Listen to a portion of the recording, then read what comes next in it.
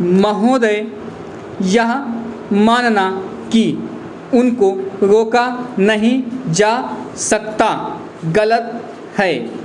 इस महंगाई को रोकने के लिए कुछ विशेष कदम उठाने होंगे, कुछ विशेष काम करने होंगे।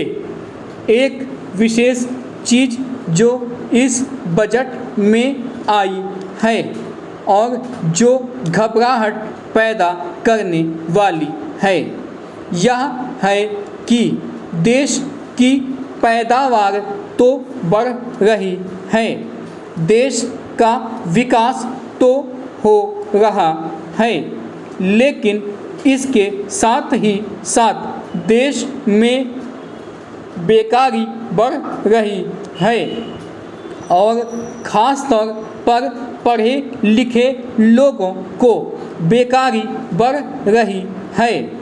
लोगों का बेकार होना खतरनाक चीज़ है।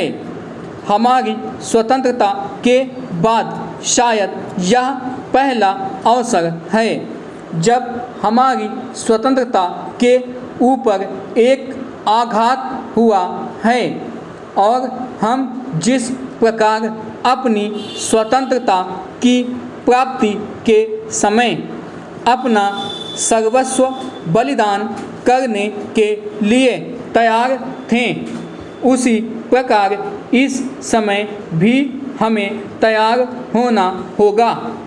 माननीय प्रधानमंत्री जी के मत से मैं सर्वथा सहमत हूँ कि यह एक ऐसा अवसर है जिस अवसर पर कि इस देश की प्रतिनिधि संस्था जो यह लोकसभा है, उसे इस संबंध में अपनी स्पष्ट राय देनी है और उस राय को देने के बाद हमें उस राय के अनुसार सरकार जो भी कार्रवाई करे उसमें सरकार को पूरा सहयोग भी देना है।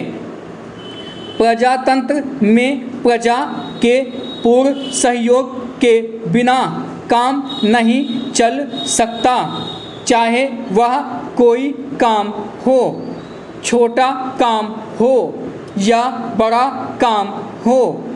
फिर यह तो हमारी स्वतंत्रता की रक्षा का प्रश्न है और ऐसे अवसर पर प्रजातंत्रवादी राष्ट्र को उसकी सारी प्रजा को सरकार के साथ सहयोग के लिए तैयार रहना चाहिए। मैंने यह बात कई बार कही है और फिर इसे दोहराना चाहता हूँ कि अनेक ऐसी बातें हैं जिनमें कि भिन्न भिन्न राजनीतिक दलों के होते हुए भी सब राजनीतिक दल मिलजुल कर काम कर सकते हैं। यह एक ठीक इसी प्रकार का अवसर है।